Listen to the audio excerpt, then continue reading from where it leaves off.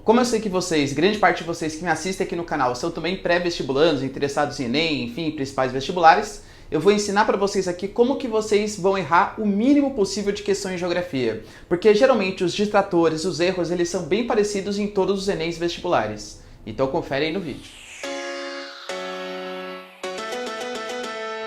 Fala galera, beleza? Também tá legais, tranquilo de boa? Então tá, ó.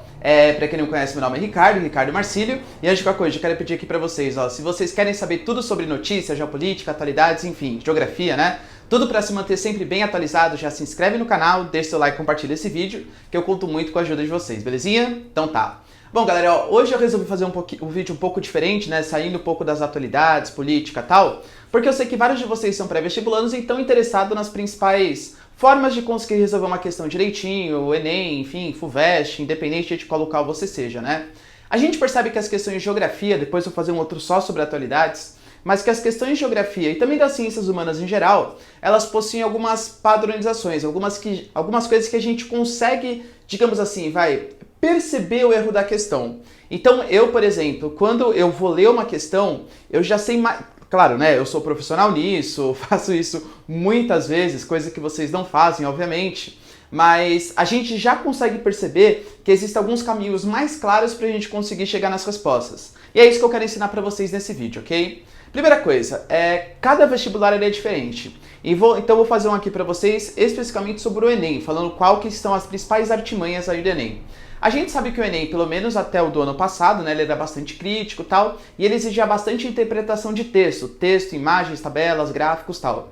Então a primeira dica que eu tenho aqui para vocês, ó, para você sair bem na prova de geografia, saiba interpretar. É essencial que vocês tenham prática em interpretação de gráficos, interpretação de mapas, interpretação de tabelas, sabendo, por exemplo, olha que coisa, hein? Se eu coloco para vocês uma tabela que, sei lá, uma população ali, o cara recebia um salário, por exemplo, de R$100 e passou a receber R$150, o outro recebia R$1, passou a receber R$2, sabe qual obteve maior crescimento? O de 1 para R$2. Porque, por incrível que pareça, de 1 para R$2 aumentou 100% o seu salário. De R$100 para R$150 foi um aumento somente 50%. Então, sempre que for fazer análise estatística e tal, sempre leve em consideração o aumento percentual que houve, tá bom? Então, essa é a primeira dica para vocês. Interpretação, com certeza, é a chave para o Enem. Partindo um pouco mais para as questões específicas de humanas, particularmente de geografia, os conteúdos, galera, que mais caem com toda certeza estão ligados à geografia ambiental, então saber, por exemplo, o aquecimento global, acordos climáticos, áreas de preservação, os biomas que existem, por exemplo, no Brasil. Geografia do Brasil ela é muito mais intensa do que a geografia geral nas provinhas do Enem, e eu recomendo também que vocês saibam os aspectos físicos, uma coisa que está caindo cada vez mais. Então, clima, vegetação, solos, os problemas relacionados ao solo, né, vossoroca, lixiviação, laterização, dentre outros. Partindo para as questões exclusivamente, o que eu recomendaria para vocês?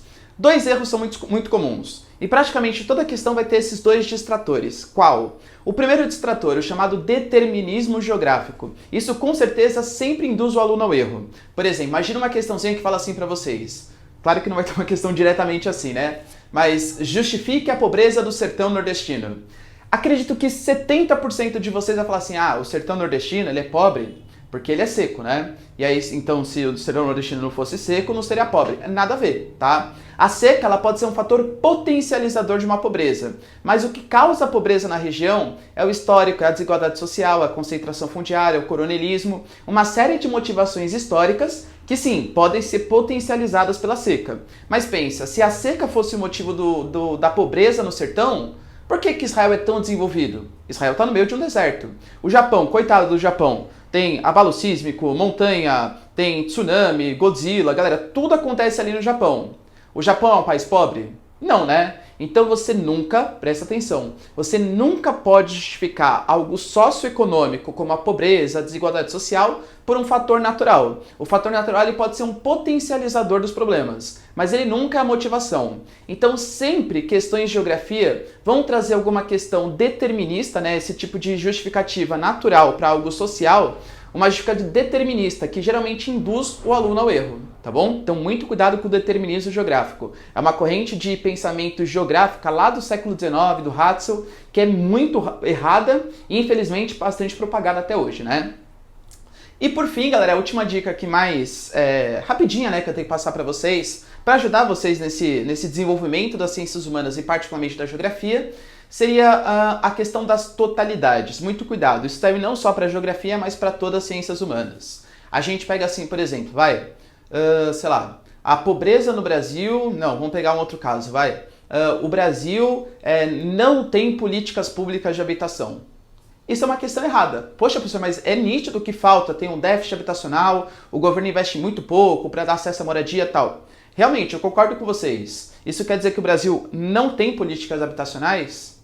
Percebe o erro? Em questões de humanas, sempre vai ter aquela alternativa também que parece correta, mas ela é muito totalitária. O Brasil sempre, o Brasil nunca, o Brasil não.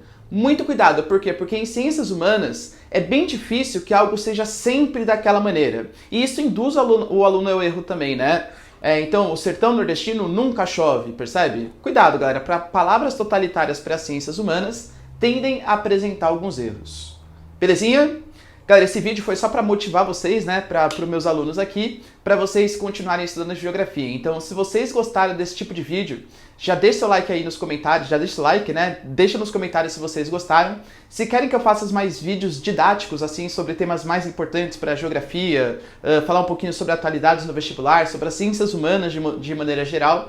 Enfim, se vocês curtiram o vídeo, eu vou ver aí pela reação de vocês, se vocês querem que eu traga mais vídeos assim, ou continue falando de atualidades de geopolítica, belezinha?